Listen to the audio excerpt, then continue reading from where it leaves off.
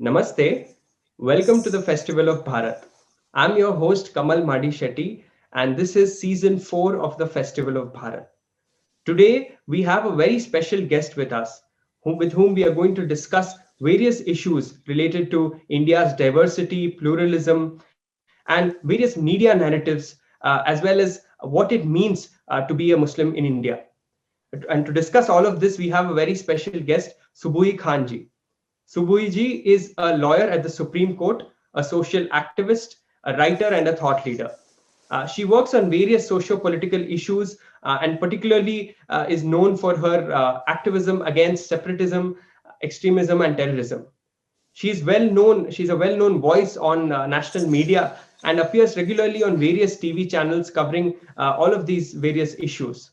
Currently, she is running a nationalist movement which is called the Rashtra Jagran Abhiyan and is traveling throughout the country to unify all Indians. Namaste, Subhuji, and welcome to the Festival of Bharat. Namaste, Jai Hind, Vande Mataram. Thank you so much for inviting. It is my pleasure and honor to be a part of the Festival of Bharat.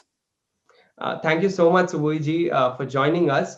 Subhuji, I want to, like I said, I want to begin by asking, about India's pluralism and diversity. There are so many societies across the world, so many civilizations, be it the West, be it Islamic countries, China, but nowhere do you see the kind of pluralism and even acceptance that you see in India. We are a culture which sort of believes in, ekam sat vipra bhahuta vadanti. I wanted to ask you, can you tell us about what is the ethos of Bharat, the way you see it, and what is the foundation of this culture? Thanks for asking this beautiful question, Kamalji. I think it is a very relevant question that you've asked, and everybody, people from different walks of life, should learn and should know what exactly is our culture. What do we mean when we say Bharat, and what do we mean when we actually celebrate the festival of Bharat? The question is very close to my heart. And as you rightly said, that we believe in Ekam Sat Vipra Bahuda Vadanti. That means truth is one, but there are many ways and many paths to reach that truth. And our culture and our collective consciousness is actually defined so beautifully in this verse. If we talk about Bharatiya culture or Bharatiya society, as you rightly mentioned, nowhere in the world, in any country, you would find such a pluralistic society, and where people from different belief systems, different cultures, or you can say different backgrounds, different lifestyles, can coexist and can celebrate each other. And when we talk about this collective consciousness, definitely this question comes to our mind, that where does it come from? When you talk about the foundation of Bharat, what exactly define this ideology or this belief system? See, we do not believe in one specific book, and that is the beauty of it. We do not believe in one specific way or one specific list of do's and don'ts, or you have to do this, only then you would be a Bharatiya, or you do not have to do this, otherwise you would cease to be a Bharatiya. We do not have that kind of a rigid, do's and don'ts kind of a lifestyle. When we talk about scriptures, we have many of them, like we have Shrutis, we have, in Shrutis, we have Veds and Upanishads, we have Smritis.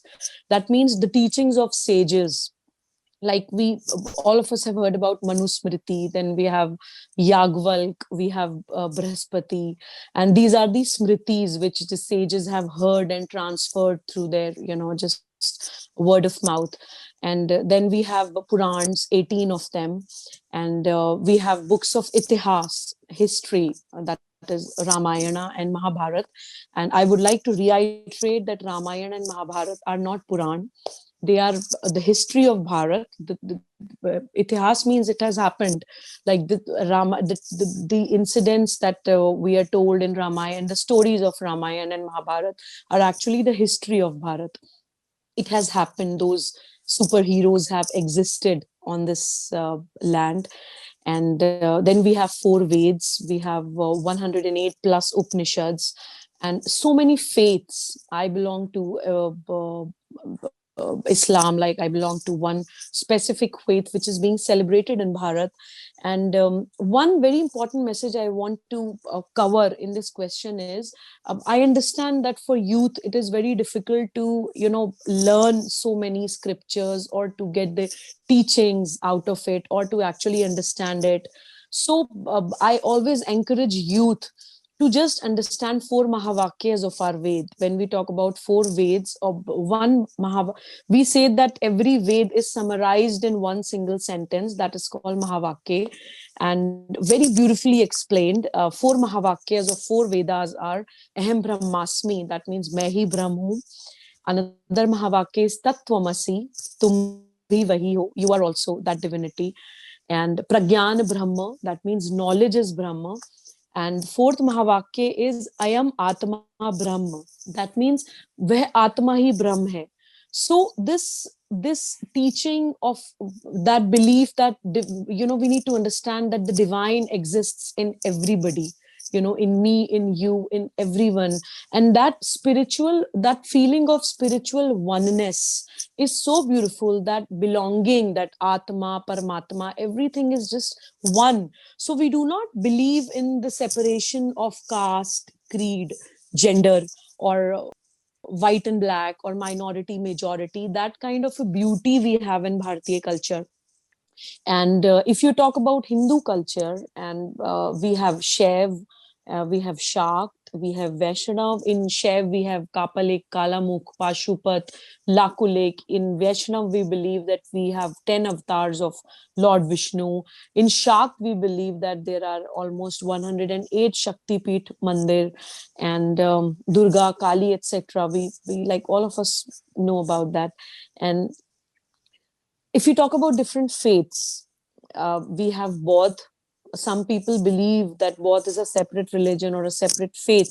However, we believe that Gautam Buddha was also one of the 10 avatars of Lord Vishnu's. So even if we consider it as a different faith or a different religion, in Bodh there are Hinayan, Mahayan, Vajrayan, different belief systems they have, even in different faiths. In Jain, they have Shwetambar, Digambar. Sikhs believe they've had 10 gurus.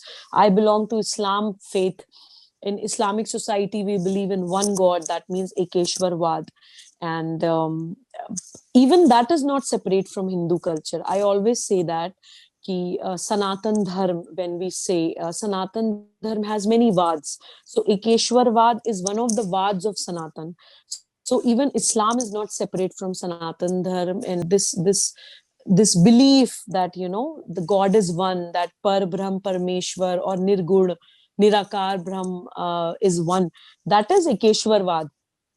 They've just given it a different word, they've given it a different form, and they explain it differently, but message is the same. That is why I came, actually I coined a term called Sanatani Musalman. I call myself a Sanatani Musalman, that I have chosen a path, like my family, maybe my forefathers have chosen a path, have chosen a faith, have chosen a religion. So I have full respect for that. I believe in Islam faith, but that is not different or exclusive or separate from Sanatan Dharma. And that is why I believe that my dharma is Sanatan, my panth is Islam, and my national identity and my Sanskriti is Hindu. So there is no clash. Sanatan, Islam, and Hindu, all are, I can maintain all of them together, and I can really live them, all of them together. That is why I do not feel the clash of loyalty. Okay, being a Muslim, I proudly say that I'm a Hindu, because Hindu is a culture, Hindu is a geographical and a national identity. So I have given you these examples just to explain that beauty of this pluralistic society and belief system and this culture that we have. What a magnificent and a glorious foundation and ethos we have as Bharatiya. We have beautiful scriptures, we have glorious history, we have cultural and moral values, and very flexible beliefs and attitudes and habits.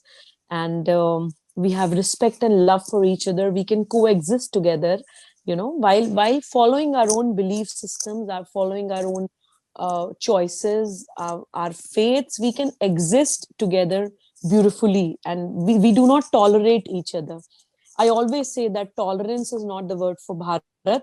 We do not tolerate but celebrate each other. So that is what Bharat is, to answer your first question. Absolutely, Subhuji. You've put it so beautifully. Thank you so much for sharing that. You mentioned about how in India we go beyond just tolerance. I mean, when you look at the West, for example, there's so much talk about tolerance, but we in India have always gone much beyond that. We talk about mutual respect, and we celebrate, like you said, different ways of thinking. And yet we see a section of people, and be it certain political parties or the media, and it could be media in India or maybe even foreign media. They're very determined to paint India in a particular way, labels like intolerant, or there are so many other ways in which this is being done. So why does this happen? I mean, who, and more importantly, I think, who are these forces, and what is their agenda? Very, very good question you've asked. And as you mentioned in the introduction part of this interview, I'm running a campaign called Rashtra Jagran Abhiyan, in which I'm exposing all these anti national forces, what are the theories which they're following, what is their agenda, what is the modus operandi they have. And I'm explaining these anti-national forces categorically and specifically, and I would like to cover them here also, not in detail, but I would like to name them at least. I have categorized these acidic substances or these anti-national forces in 6 categories. First anti-national forces is radical left and communists and their armed wings like Maoists and Maowadi and Naxalites. That is first anti-national force which is working against Bharat. Then the second anti-national force is separatist and terrorist movements which are being run in the country. That there are of two kinds. One is the belief of breaking Bharat and making an Islamic state, the theory of Ghazwa-e Hind, you know, that Dvirashtravad wali theory which made Pakistan. And there is another separatist and terrorist movement running in Bharat, which is breaking Bharat and making Khalistan. You know, so these two main separatist and terrorist forces are working against Bharat. Very, very important anti-national force. We need to understand because they're very insidious, they're very dangerous, and working day and night against our country. And third anti-national force is intellectual terrorists and urban Naxals. They are also very dangerous, Kamalji, very dangerous because they are suited, booted. They put their version in a very constitutional way, and they are very insidious. They try to what do you say? They are just trying to take away the youth of Bharat away from India, and they are. They tell us wrong history, and they are sitting at all the important positions. They are in bureaucracy, they are in media, they are in academics, they are in politics, and very difficult to identify them, very difficult to identify them. They are intellectual and they know how to play with the psyche of humans, especially youth and kids and school going children of our country. So we need to understand those anti-national forces also who are actively running this campaign against Bharat. And I call them intellectual terrorists and urban Naxals. And then there is another anti-national force called international powers. There are many countries who are afraid of Bharat's glorious and Bharat's strong history, and they know the day Bharat will understand its unity and its actual foundation and ethos, Bharat will become so powerful, and nobody can stop Bharat from becoming a Vishwa Guru. So those international powers are also working very actively and very proactively against our country. We need to understand and identify and recognize those anti-national international powers also. And then another anti-national forces, I call them subtle conversion movements which are running in the country. They would not come on a horse, taking that sword in their hands, but they are running that subtle conversion movements. They identify people who are weak, who are poor. They would give you maybe food or maybe listen to your problems, and on the other hand, they would ask you or influence you or motivate you or pressurize you, even by using violence and many other ways. They would try to convert you, you know spreading their faith. I always say, as an officer of the court, I practice in the Supreme Court of India, I always say that Article 25 of our constitution give us the right to practice, profess and propagate our religion. It is an absolutely a constitutional right that we have. But if we manipulate and influence, and we try to just manipulate that right and use it against Bharat, that is happening. Many fundamental rights are being manipulated these days, which is wrong, and we must recognize it. By force you cannot convert anyone. By influence, by manipulation, and by violence, by aggression, and by running campaigns and agendas, you are simply trying to convert people just to spread your faith. That is unconstitutional. Would be a very small term, would be like trivializing it. It is a very big threat which is working, an anti-national force which is working against Bharat. And last but not the least, Kamalji, one anti-national force is, I call them Vidharmi Rajnetik Partiyan, Vidharmi political parties that we have. And by dharm, I means performance of duty. Dharm does not mean religion. Dharm means differentiating between right and wrong. Dharm means performing your duty, kartavya palan, I call it. So Vidharmi Rajnetik Party, Vidharmi political parties are those parties who are, obviously, of course, there are people, but their main vision, their main agenda is just to stay in power. And to stay in power, they can shake hands with any anti-national force. So that's what they've been doing. So to answer your question, like why they're doing it, they are afraid of Bharat.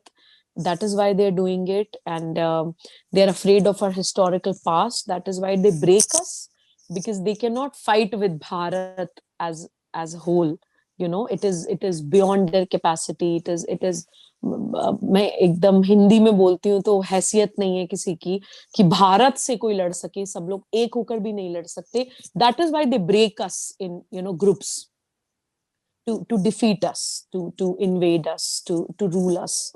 And who are these forces who are doing it? I've already covered. And you asked me what is their agenda. Their agenda is to break Bharat. So we as Indians, we as Bharatiya need to understand and map or identify these anti-national forces very clearly. Because first we need to understand that what is the problem, only then the solution comes. First we need to diagnose the disease, only then it can be cured. Now we are at a position that we are not in a position to even recognize them. We are so confused, we are so broken, and we are so divided in groups. So we need to become Bharatiya, we need to become one. We need to understand that and realize that spiritual oneness, and then fight with all these anti-national forces together. Only then we can prove ourselves to be true Bharatiya or true sons and daughters of the land. Very fascinating, Subhuji. I think that was a very clear and comprehensive account of the various overt and covert forces that have been working against Bharat. Thank you for that. Uh, you know, I want to specifically come to Muslims in India, and how there seems to be almost a coordinated effort by a lot of media houses to portray India in a particular way, like hostile to Muslims, and they do that by cherry picking certain isolated incidents. So can you tell us how is this narrative, this fake narrative, being built by these forces? Sure. Kamalji, see, people are very intelligent. People understand that something is wrong, but they are just not able to put finger on it. Okay, this is happening, or this has happened. So I would like to summarize it, or maybe try to express it. See, when we talk about that, Muslims, the situation of Muslims is bad in India. This kind of a narrative building is being done these days. At times, I find is laughable, and at times it is very painful for me. It becomes painful because I do not find words to express the amount of love, the amount of acceptance, the amount of rights I exercise in my country. It is very difficult for me to put it in words. There are some feelings, there are some things which can only be felt. It is very difficult to express. If I ask you how much your mother loves you, would you be able to express it? Of course it would be like, what a stupid kind of a question. Of course anybody would feel that. I have to give that explanation for my motherland. you know how do I live in India as a Muslim is a very, very unfortunate question that I have to answer. But yes, I would like to answer because people need to know. See, there is definitely a coordinated effort, Kamalji, which is being done by cherry picking of incidences. And they try to build a narrative which is against India. They try to paint Bharat in a very negative light. They try to humiliate it. And I call it a new way of invasion. I call it, I always say that the invasion of Bharat is still happening. It's just that their modus operandi have changed. This is 21st century, so they cannot invade by killing people, and by killing them by swords. They do it by humiliating our country. They do it by building a narrative against Bharat. And unfortunately, some people fall for it. But now the times are changing. Even Muslims are realizing the importance of Bharat. Muslims are able to compare their life in Bharat and lives of other Muslims in other Islamic states. This is global civilizations. We have social media. We get to, feel other people's pain. We also get to hear news and the happenings around the world. So it is no rocket science to differentiate that a Muslim in India and a Muslim outside India. जमीन और आसमान का तो मैं बोलती हूँ बहुत छोटा है, जमीन और पाताल का फर्क है. There is no comparison, whatsoever. And I would like to give you a few examples. People who do not know, I would like to know. See, first mosque after Medina was built in Bharat. It was built on a land which was given in charity by a Hindu king. Hindu राजा ने अपनी जमीन दान देकर मस्जिद बनवाई थी. And that was the first mosque after Medina. And not just one mosque, there are thousands and lakhs of mosques and madrasas in Bharat which are standing tall and with respect and with dignity, and people celebrate them. Even non-Muslims go and, worship there. So many dargahs we have, and, non-Muslims also go and worship there and, respect them wholeheartedly. Even more than Muslims, non-Muslims go to these dargahs. So that kind of celebration we feel for different faiths. And then we have minority status. I find it very unfortunate, Kamalji, because when Bharat was divided, and when Pakistan was taken away, then of course at that time Muslims were minorities. And I truly do not feel that minority status was needed, because Bharat has never persecuted any minority group whatsoever. But still, for the sake of their mental peace, they were given that minority status. Ki, okay, nothing wrong will happen to you. But now Muslims are almost 30 plus crore, 35 crore people do not qualify to be called minorities. But still, Muslims are celebrating the status of minorities in India, in Bharat, and they get so many facilities, they get so many subsidies in the name of, being minorities. And still these anti-national forces build these narratives that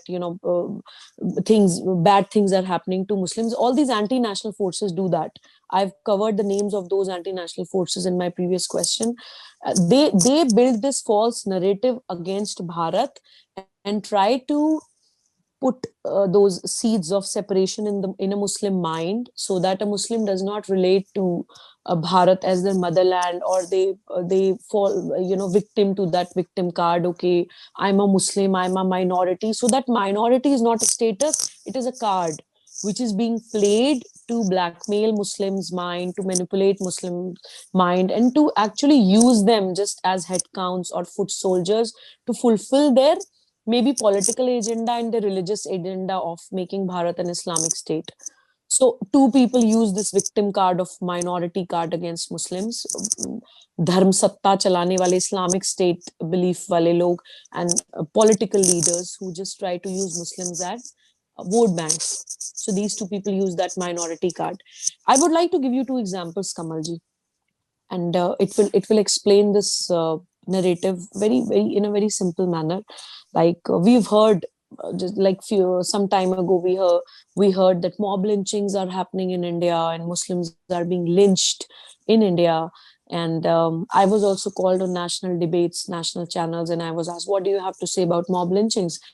I said, see, as a Bharatiya, I would definitely say that if a Muslim has been killed by anybody whatsoever, or anybody is killed by a mob or by people, it is wrong. When we say that Atma is not different from Paramatma, we do not believe in killing people. Of course, it is a crime, it is an offense, and it is wrong. But it is equally wrong to name it and label it as mob lynching. It is equally wrong to start calling your country as Lynchistan. It is equally wrong to start beating your chest and go to United Nations that, see, this thing is happening to Muslims. Because I do not want to use that statistics, because it sounds very inhuman in such examples. But still, I would like to use that statistic that we are almost 135 crore people. In 135 crore people, if two Muslim boys are killed, the number is so small that you cannot even calculate it in percentage, and you call Bharat Lynchistan. That kind of a narrative building, that cherry picking, that is a crime. It should not happen. Not even one person should be killed. But that does not give you that liberty to start calling your country Lynchistan.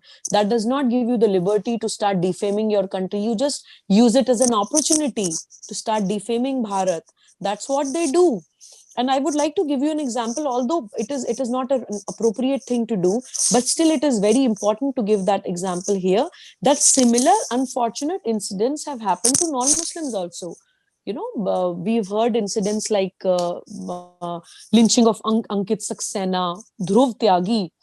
But these incidents, because they are not Muslim names, these incidents, they are seldom reported, they are seldom talked about. Then people do not go to United Nations. So that Muslim name suits their politics of religion and their politics to rule. So that is why they use it against Bharat. That's what they do by cherry picking and exception. They start making exceptions rules. Exceptions. They start that narrative building against Bharat, which is very wrong. And another example would explain it very beautifully, Kamalji. That few days ago we were talking about incidents of love jihad. Like, in many places, like in Kashmir, we've had thousands of girls who were being married, and they were forced to convert, and girls who were not willing to convert, they were even being killed. One incident happened in Ballabgarh in Haryana. There was a girl called Nikita Tomar. She was there was a guy who was after her and was asking her to convert and then marry him. She refused to convert, and the guy shot her dead on the streets. So many thousands and lakhs of incidents of love jihad were there. Modus operandi were different, were doing it in different ways, but their main agenda was that converting Hindu girls, marrying them in the name of love, and just trying to spread their faith. So that is why it was called love jihad. So then these people were not labeling it as love jihad. Then these people were saying, okay, if a Muslim guy has done that to a Hindu girl, you please call that an offense. Please call it a crime. Do not label it as love jihad. So there they do not want labeling. Although the numbers are very high, thousands and lakhs of cases, and many people have even went to the Supreme Court of India. And in mob lynching, they even even two killings, even two numbers would be so big for them that they would start labeling it. So that is how they, this is the double standards that they have. And another example, very recent example, farmer agitation we are seeing against farmer laws, like almost 6,000 farmers are protesting. And out of 700 million farmers, 700 million farmers, almost 6,000 are not accepting the laws or maybe confused. And that is like around 0.001%. And they are building that narrative. All the anti-national forces are trying to hijack that confusion of farmers or maybe their questions, and they've hijacked that movement, and they've started building a narrative against Bharat. Okay, farmers are being treated like this in India. So this is how they do it. And they have different tools of doing it. They have media, they have social media, and they have movie celebrities and people, who have that influence on people's psyche, people who have good social connects. And they all do it together. It is, as you rightly mentioned in the beginning, it's a coordinated effort by all these anti Bharat forces, and they do it together. And we need to understand it, and we need to fight against it. And we need to actually look beyond the groups that they've created for us, and join hands and work together. And only then we can fight with these forces, because they are very dangerous, they're very smart, and they're very coordinated, and they have money, they have power. So it is very important that we must realize, to unite and stand together against them. Only then we would be able to defeat them. Absolutely, Subhuji. That is very insightful. And like, if we have to look at some of the recent times now, it's been more than a year, but we saw a large number of, and we are seeing this even now, I mean, a large number of people being mobilized, and even, sometimes radicalized. We are seeing that in the farm protest, but if we go back to more than a year, we saw a large number of Muslims being, mobilized and radicalized, especially during the anti-CA protests. Can you tell us how are Muslims being radicalized, or you could also talk about radicalization in general? How is this happening? When I started actually studying about it, and when I started reading the lives of people who were being, made terrorists, and how they are not even terrorists, how are they even radicalized or made kattar. So a very interesting finding is there, I would like to share with you. See, first what they do is, this is a process called separatism, extremism, and terrorism, you know and I made it a part of my activism that I explain this process separately. That first, a Muslim mind is made a separatist. How they do it? uh, by telling him or her that you're different from the entire world. you know your lifestyle is different, your food is different, your language is different, the way you lead your life, the way you think should be different. And there is a very long list of haram and halal. Like I gave you an example in the beginning, that a woman who opens her hair, it is haram in Islam. And wearing nail paint is haram in Islam, or maybe wearing a lipstick is haram, or like we are doing this video chat, getting clicked is haram. And a very long list of haram and halal, which they themselves do not follow. But just to make a Muslim mind separate from the entire world, they put these seeds of separatism in a Muslim mind. And music is haram, art is haram, dance is haram. you know Anything which makes you, or which takes you in a meditative mode, which makes you mingle with others, which makes you happy, is haram. Because they have to make you aggressive, they have to use you like foot soldiers to make their dream of Islamic State come true. So obviously they do not want you to be happy. They do not want you to coexist with other people. They do not want you to celebrate life. That is, and they want to make you aggressive. That is why they, whatever way possible, whatever they can, whatever they can even think of, they would try to separate you from the entire world. This is where fatwa comes into picture. At times we feel that, you know, what foolish kind of fatwas they give, that hand sanitizer is haram, you know, in during covid times using sanitizer is haram, taking polio drops are haram. Those kind of fatwas they bring, at times people feel that they're doing it because they're illiterate.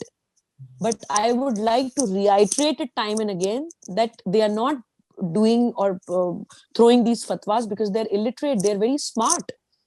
They want to kill that rationality and that decision making power of a muslim mind. You know, what a muslim kid can do, they would tell you. What a muslim kid cannot do, that also they will tell you. You know, that do's and don'ts should be regulated and controlled by them.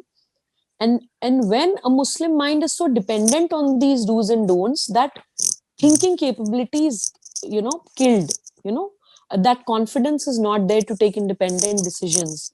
That is why these fatwa brigade, they work, you know, to make a muslim mind separate, to kill the thinking capacity, to just make them zombies, or to just make them robots.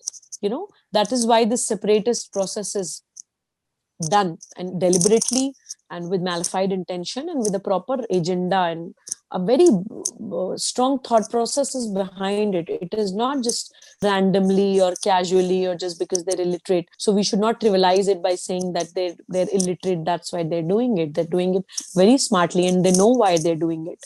And once a muslim mind is made separatist, then the second, you know, the second part of the process comes into picture, that is making them extremist. You know, once you are a separatist, then it becomes easier for them to make you an extremist. Now they would like to make you adamant and rigid. Okay, now this is what you believe. Only this is right, what others are thinking is wrong. You know, that flexibility, that coexistence is killed. No, no, no, what you were thinking is right, what others are thinking are wrong. Once they are successful in making you an extremist, then they try to make you a terrorist. Because now what will happen, Kamalji, just imagine a mind which is separatist from others. You know, he cannot mingle with others, he's not friends with others. Now he has become rigid also. Now he has become extremist also. Now he thinks I'm right and others are wrong. So of course he would start, or he or she would start feeling isolated from the entire world. I do not have friends, people do not understand me, you know, I'm different from others. Now he would start looking for solace. You know, now he would start seeking, okay, what will make me happy, what do I do? Now this terrorists, you know, organizations come into picture.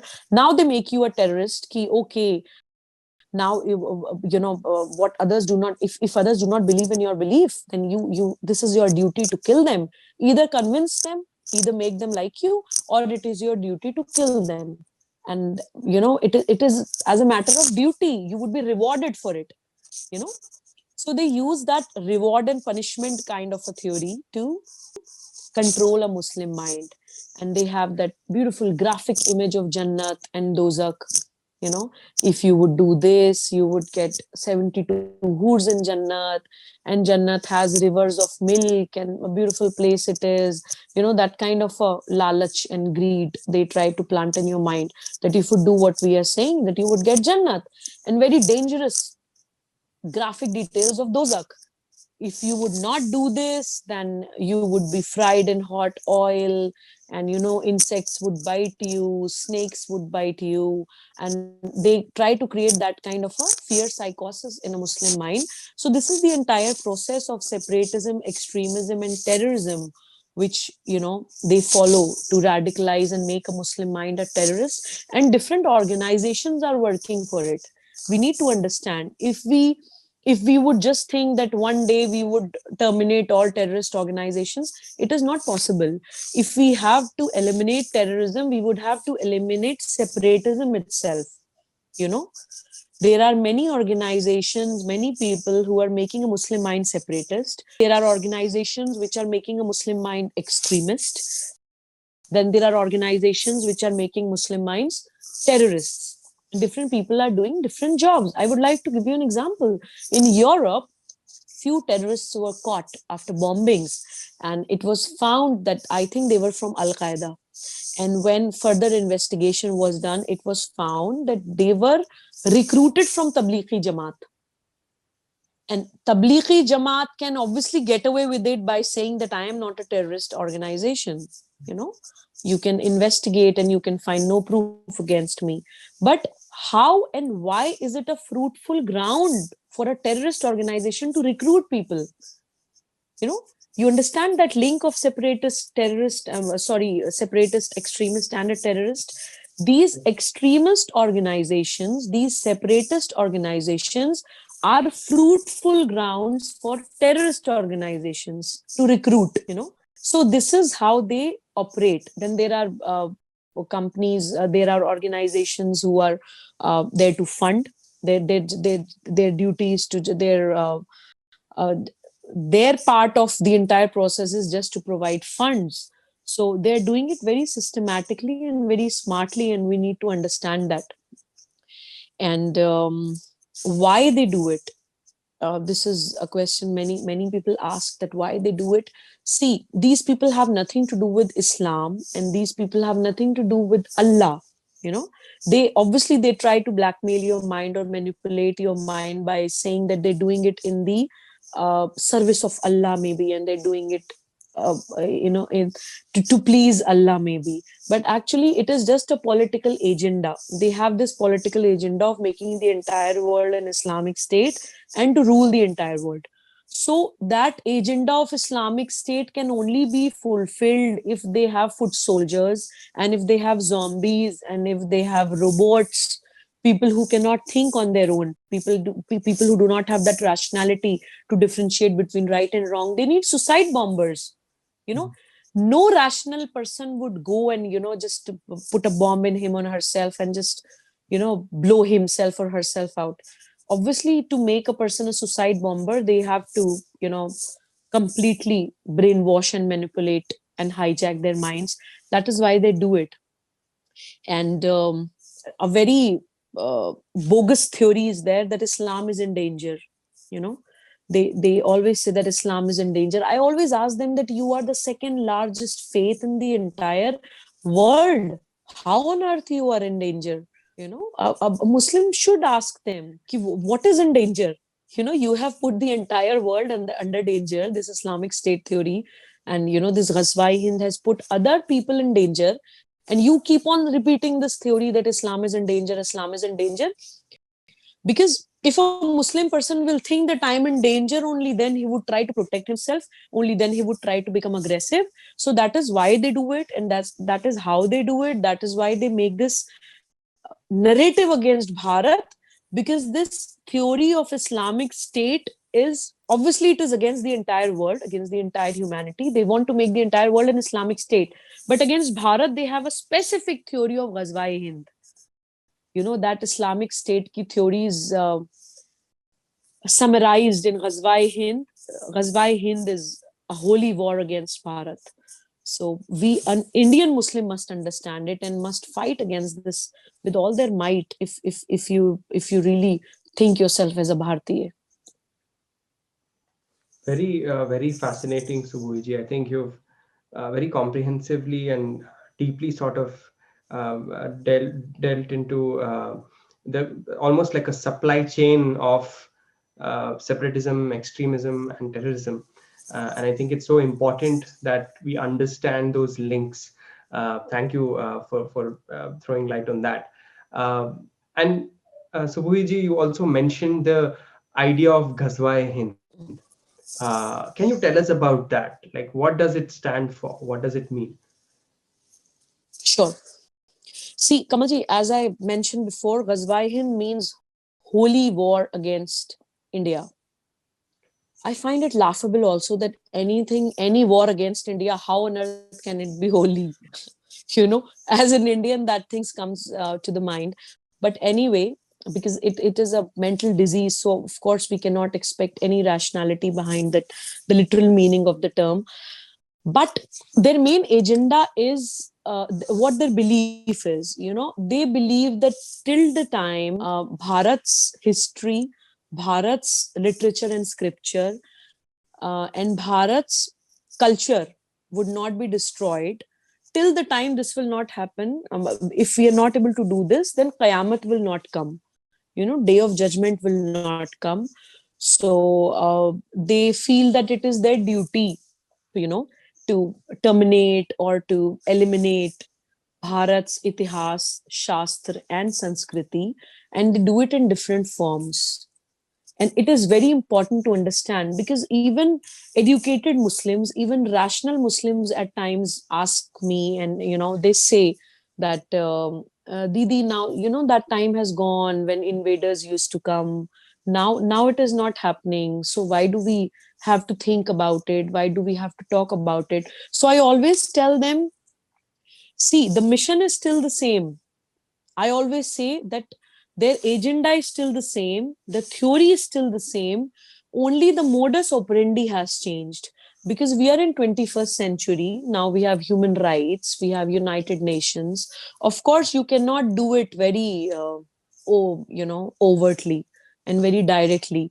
So you do it in a very covert manner, you do it in a very subtle manner, in a very insidious manner, and you do it like standing behind the curtains.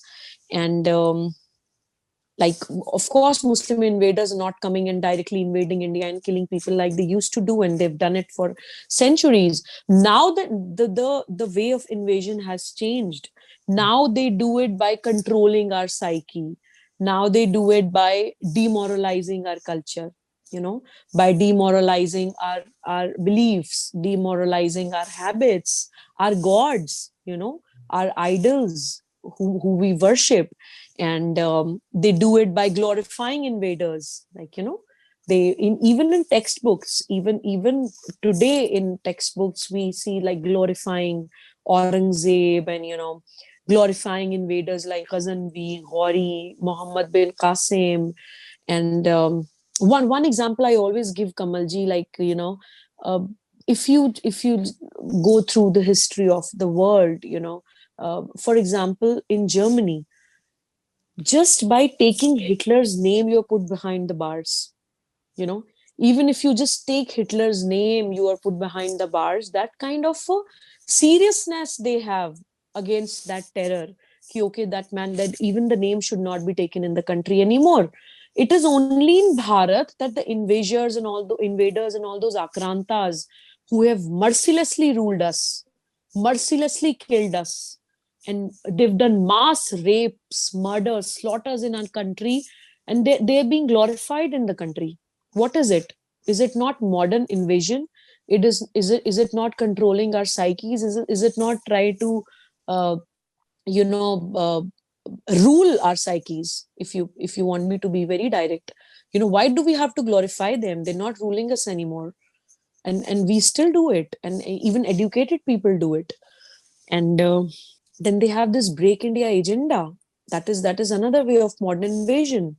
And Break India agenda is done in many ways, like north south divide, then we have caste divide, then we have gender divide, then linguistic divide, minority majority divide.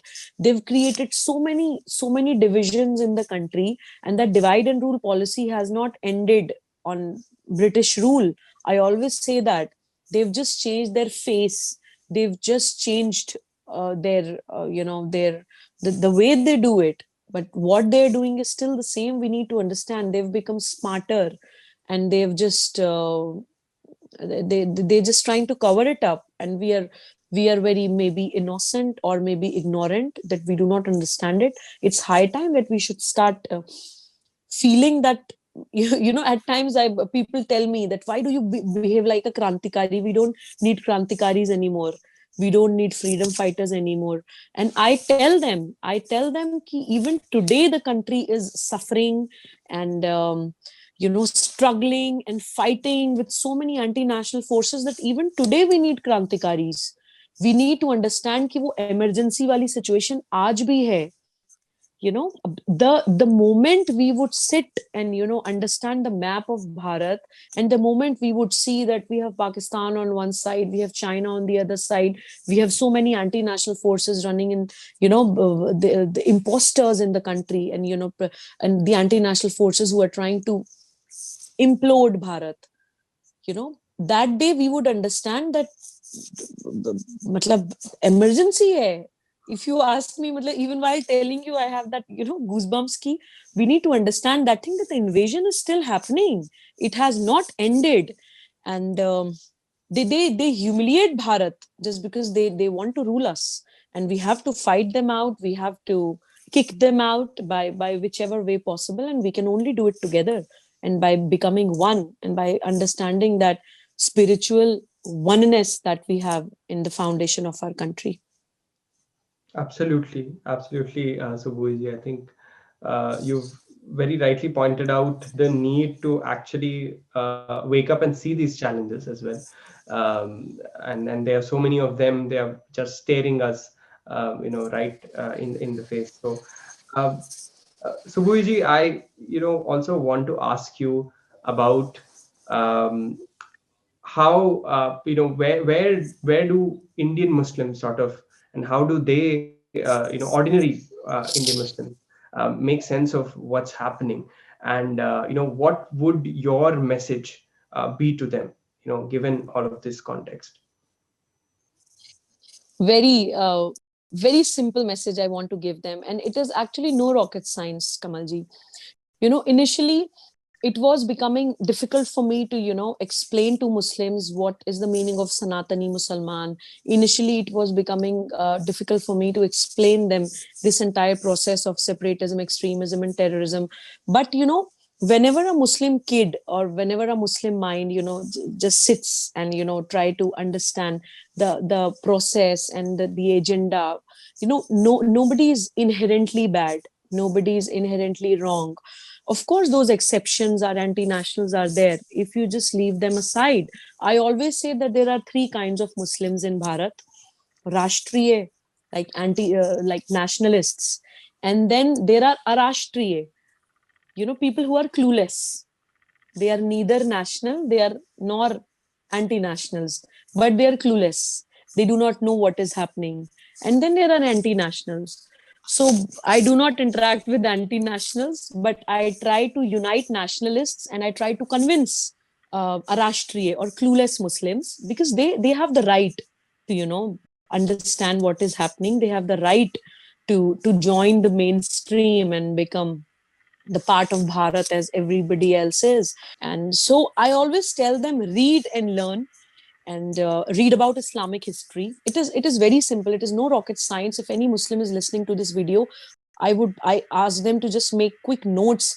Just read about Islamic history, how and when the agenda of Islamic State started, and since when the biddats, the manipulations in Islam started after the death of Prophet Muhammad, when the Khalifas came, all those manipulations in Islam started from there. And the Islamic script was also distorted. There are so many hadiths which are fabricated, and even about Quran, even about the scripts of Quran, there are so many discrepancies. The Khalifas, the third Khalifa, he collected almost 400, 500 manuscripts of Quran, and he burnt them because he was not convinced about this manuscripts which were compiled by the previous two Khalifas. So even among the Khalifas, there were so many fights in regards to the manuscript of. So Islamic scriptures have also been manipulated. We need to understand that. And we need to read about Wahhabism and Salafism. And we need to learn about Ghazwa Hind.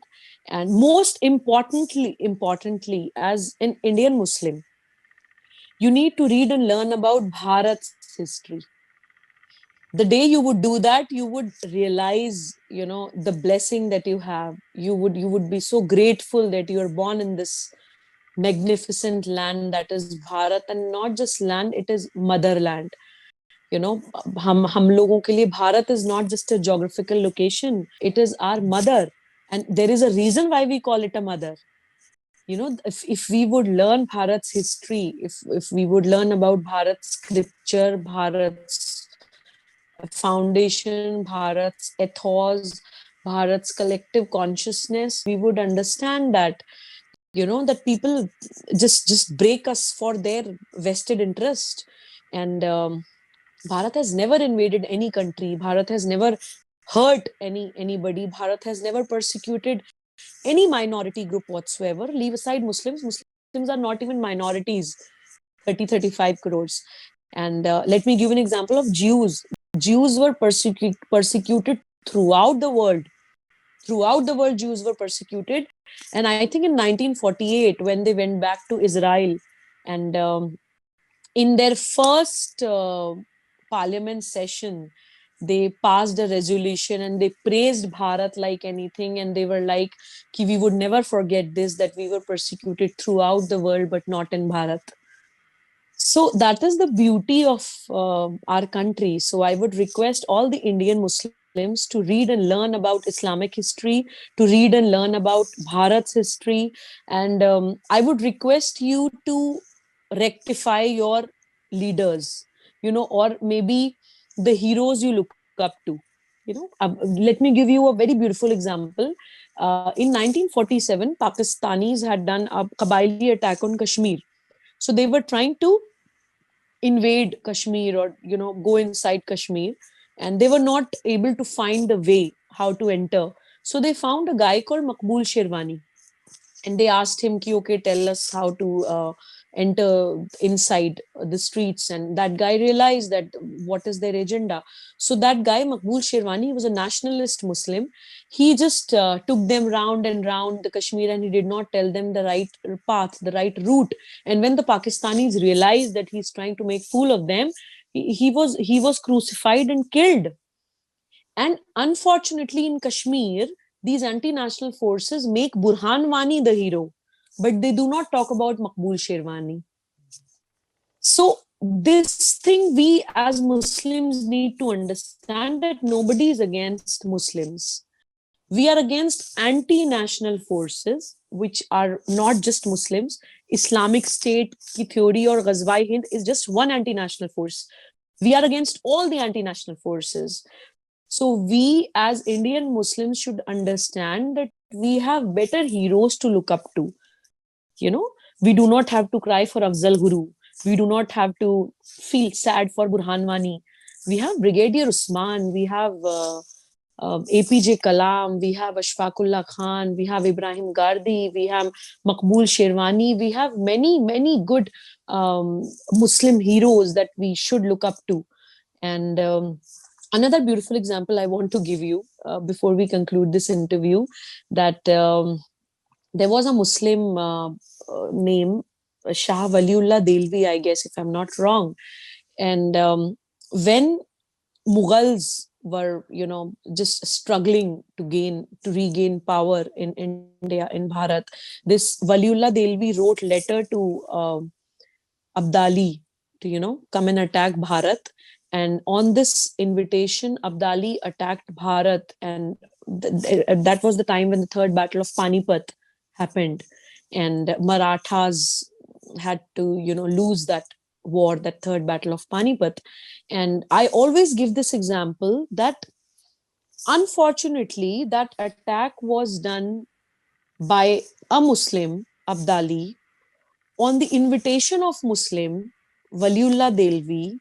But we must not forget that Marathas' army chief who died in the Third Battle of Panipat was Ibrahim Gardi.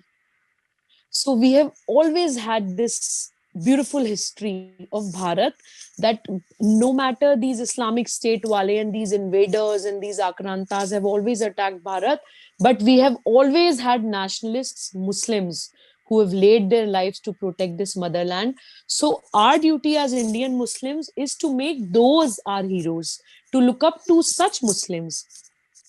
Although I personally believe that, we should come out of that thinking that only a Muslim can be our hero. I look up to Subhash Chandra Bose. My Prerna Purush is Subhash Chandra Bose. But even if you feel connected, and even if a Muslim mind has a Muslim as his or her Prerna Purush or his or her hero, we have plenty of them. So I just tell them that please just rectify your heroes. And another important message I want to give to Indian Muslims is learn and read your scriptures in the language which you understand. Arabic is not our language. You know, we are made to just ratify Quran and ratify all these verses in Arabic, which we do not even understand what they mean. So, what is the something which you do not understand? Quran is the book which is translated in almost most of the languages. So always read it in the language which you understand. Only then you would be able to understand it better. Only then you would be able to see if you have any questions to ask about it. And always be a seeker. Always be a seeker. Always ask questions. Whoever tries to discourage your questions, whoever tries to hijack your mind, or put an end to your rationality, your thinking capabilities, or your decision making power, always think that person is not your well wisher, and he or she maybe has some kind of an agenda, that they are just trying to use you for some purpose. They can be religious leaders, they can be political leaders, they can be your teachers or your gurus or mentors, whoever. Just the mind, the brain is given to us to apply. And Allah, the most beneficent, the most merciful. This is very important message I always give to Muslims, that Allah loves us even more than our parents.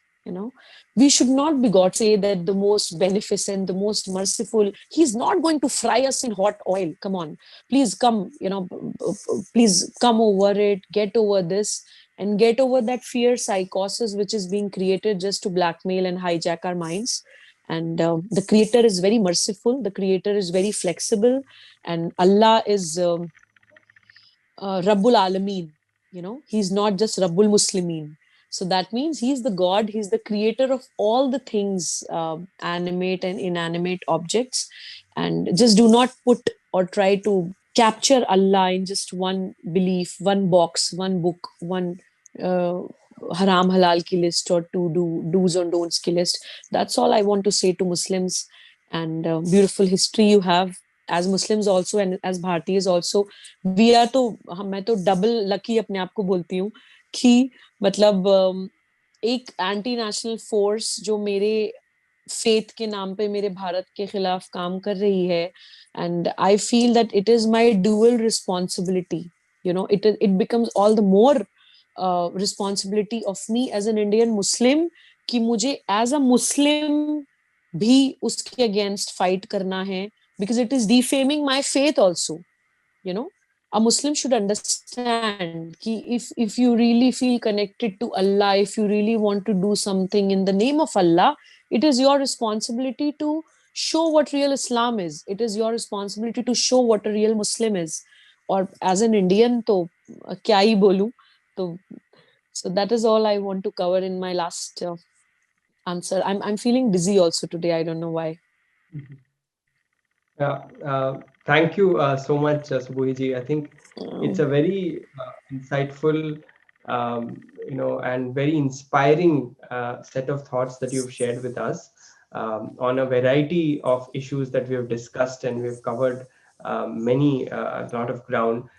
Thank you so much for patiently sharing all of those insights with us. And I'm sure our viewers have a lot to think about, a lot to ponder upon, and there's also a call to action, and there's a message of seeking that you've very beautifully shared with all of us. Thank you so much, Subhuji, for that. Thank you so much. Jai Hind, Vande Mataram.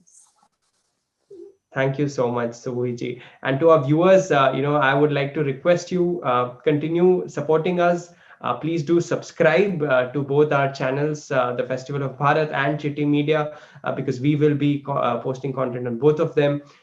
and we will be back with another such fascinating conversation. Until then, take care and namaste.